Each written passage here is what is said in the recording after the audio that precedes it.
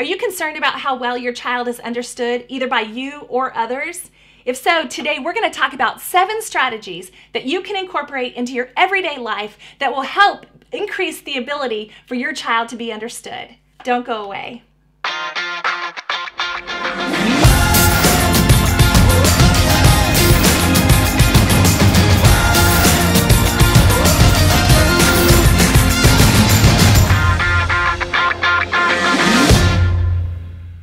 All right, welcome back to Lingaroo, where language comes to life. Hopefully you saw kind of the first part in this series. We are talking about speech articulation and talking about the actual ability to understand what's coming out of our children. The last video that we did, that we posted, kind of the first in this series, was a video that talked about the 5 different categories of speech sound difficulties that you may be seeing in your kiddo. And today we're going to talk about 7 hands-on strategies that you can incorporate to help increase their ability to be understood. So let's get started. I kind of want to give you just some basic hands-on strategies of what to do. Okay, the first one is just called recasting. And it's so simple, but this is one of the best, research shows this is one of the best strategies to incorporate, and it's basically just repeating the child's utterance in a correct way. So repeating the child. So if your child says, I da do, and you can just say, oh, you want to go? Okay, let's go, right? And you can just repeat what they've said in an affirmative way, but doing so, producing the correct speech sounds. What we don't want is we don't want to make it punitive or isolating or embarrassing. None of us like to be embarrassed, right? So your child is no different. So we want to think of a way where we can echo back what they're saying with the correct speech sounds intact and just affirm them and continue the conversation without really drawing a lot of attention to the error that was made. The next one is that you can actually just directly teach how to produce the sound. You can think about in your own mind, okay, how do I say go? Oh gosh, that's back here, okay. You know, and so if your child's saying do, you can actually say, oh yeah, let's go. Do you see? Oh, I made that way back here in my throat. Go.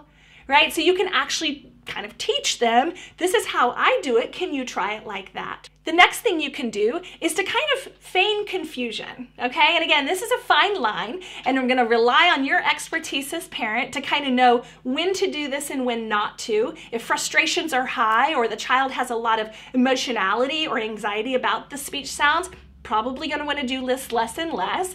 But for example, if a child said, I da do, you could say, cookie dough?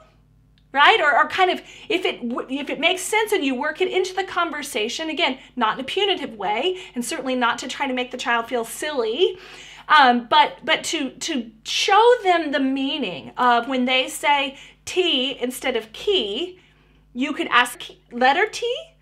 Oh, you meant the key. You meant the key that opens the door. I make that sound back here. You try it. See? So kind of working in this feigned confusion, or you pretend to be confused of, oh wow, I didn't understand what you meant because you said this, but I think you mean this. Right? Again, all in a very positive, uplifting, encouraging way, but where you can start to slowly over time show them that the way they produce the sound has meaning. We have to change the speech sound production in order to say the correct word. Okay, so the fourth strategy you can incorporate is to try to make it fun, or make a game or a song or kind of like an illustration of some sort. I know for my daughter, she's working on the R sound, and she tends to make more of a W sound. That's one of those patterns that we see, kind of a W exchange for R. So instead of saying right, like write your name, she would say white. Or instead of saying rake, she would say wake. So we do a lot of that pretend confusion, right? That feigning confusion. But then this next strategy, I actually talk to her about it being her puppy dog sound. And we talk about a dog when you're playing tug of war with a puppy and they have something in their mouth and you're pulling on the cloth or whatever it is, and the puppy's fighting back, and he makes kind of that growling sound. So we talk about it as a puppy sound. When we were describing the different types of difficulties, I described kind of that frontal lisp or lateral lisp where the air is coming out. And for those kiddos, I would talk about keeping your lion in the cage, right? Your tongue is the lion and your teeth are the cage. And you want to try to keep that lion closed in. The zzz, right? I don't want to see your lion, and we make it a really funny joke, and no, not the lion. You know, keep that cage closed and try to make it fun for the child, okay? The next one, number 5, is to incorporate books or songs, as I said, that may have that speech sound that you're working on. So for example, if you're working on keeping your lion in the cage, maybe you can find a library book that has a lot of S words in it, and you can have them practice, you know, going through the book, saying those words, saying those sentences with those words in it, keeping their lion in the cage. I've put a link down in the comments below. A simple Google search will turn up multiple lists of books that highlight each letter sound, but I put a link of a one I found down in the comment section in the show description down below, so you'll want to check that out as well. The next thing, number 6, that you can do is to find toys or objects that kind of incorporate the sound that you're working on. If you're working on those ending sounds, a lot of times you can find a box, and the box can be open, and then you shut the box just as you say beat or beat, right? Or you can incorporate a train that has multiple cars, and you can say beat. Oh, let's put that ending car on our train, beat. Whatever it is. I have a hammer here. You can incorporate this beat. You know, if you're working on the T sound, it's a t, t, t, t, t, t. Let them do their tapping sound, or you can call it their hammer sound. Or if you're working on one of those longer sounds like the zzz, you can use a toy car or a train, or shh, shh. Let them kind of have that tactile play going on as well while they're working on the sounds, and emphasizing whether it's a short sound or a long sound. And you can incorporate toys and objects that kind of feed into or support the sounds that you're having them try to make. Okay, the last strategy is kind of for our older kiddos as they're starting to produce longer words, and it's a strategy called backwards chaining. For kiddos who have difficulty with those multi-syllable words, you can actually have them try it from the back moving forwards. Let me tell you what I mean by that. If the word is computer, you can say ter, they say ter, and you say pewter, and they say pewter, and then you say computer. Okay, so you're starting with that last syllable, adding the middle syllable in the last syllable, and then finally all 3 syllables. And you'll be amazed at, for some reason, why that helps them to then sequence those longer syllabic words, those 3 and 4 syllable words, moving forward, if they're able to practice them backwards. Okay, so that's the 7th one, is called backwards chaining. Okay, so we've talked about the different types of articulation and phonological difficulties your kiddo may be having. We've talked about 7 strategies, and I just want to give you some final thoughts about intelligibility. Kind of just overall things to think about while you're talking to your child and engaging your child. First of all, is just to slow your rate. I know, do as I say, not as I do, right? The slower we talk, the slower and less hectic the entire environment will be, and it will create an environment where the child feels less pressure and less of that feeling where they feel like they've got to get it out, they've got to say it because they might lose their spot. All right, so the more you can slow down and relax, and again, do as I say, not as I do, just create a slower pace, a slower environment, and your speech is slower, I think you'll be amazed at how much that'll do to have your child slow down as well, and be able to pay more attention to those speech sounds. The next consideration is to prep your child. So if you're at dinner and you're all talking about your day, you can actually, the child that's having difficulty, say, okay, Johnny, I'm coming to you next. We're going to listen to sister talk first, but then it's going to be your turn. So be thinking about what you want to say, right? So you're kind of coming up next, and you're getting them that kind of prep time giving them the leeway to start thinking about what they want to say so that they're not so, again, pressed or anxious about having to create their sentences and say their stories online. So giving them the little heads up, coming to you next. It's going to be your turn next.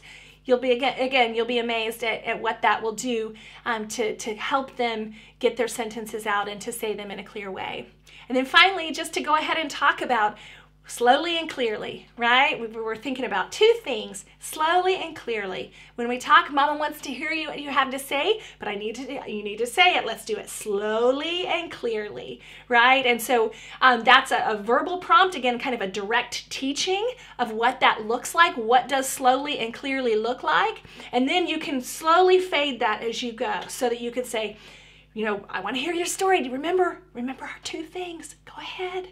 Right? And so you don't even say it again. And then, again, you'll fade that out and then you'll be like, okay, tell me, right? So that it becomes less and less of you overtly saying, hey, I need you to talk clearly. And you're going to fade that out as you go along.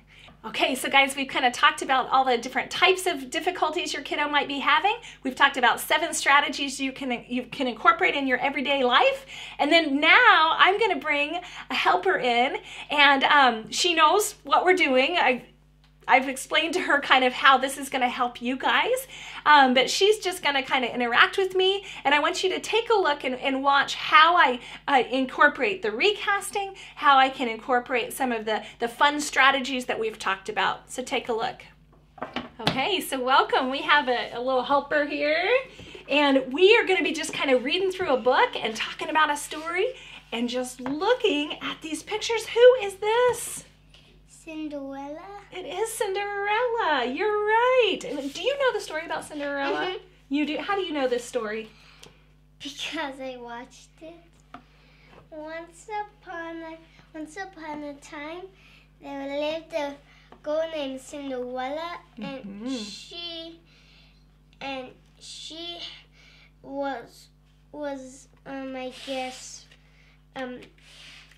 making the horse clean. Oh, yeah, she's brushing the horse. Brushing, that's right. And that has our sound in it, doesn't it? That we've been working on, our sound. And so does her name, Cinderella. Cinderella. Good, yes, absolutely. And you're right. She's going to brush the horse, and she's going to rub its back.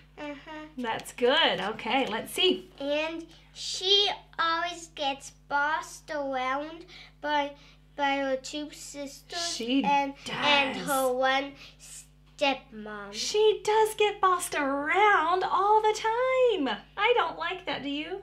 No, that's not very nice. And she always gets bossed around like, no, that's my clothes. This is your clothes. I want some tea. I want some food. I know. They boss her around, and she does do a lot of work for them, doesn't she? She does. She's like, again, she gets bossed around and bossed Can you try that again? Tell me that again. Again, she gets just every single day she gets bossed around. Around, that's right. Good, I like how you told me that again. But one day, and also Cinderella was decided. But Who was Cinderella? Cinderella was decided. Yeah, Cinderella. But then I think she would say, I'm so happy. Yeah. But then the stepmom said, you're not going unless you do all those chores in one day. Yeah. So you said, I think she was. She said. Yeah, I think she said. That's right. They got to go to the royal ball, didn't they? Then Cinderella was like. Who was? Cinderella. Yeah. Was like, okay, so they worked and worked and worked. Work. But finally, it was done, and she was so happy. Yeah. And then she put it on and like ran downstairs. What did she do?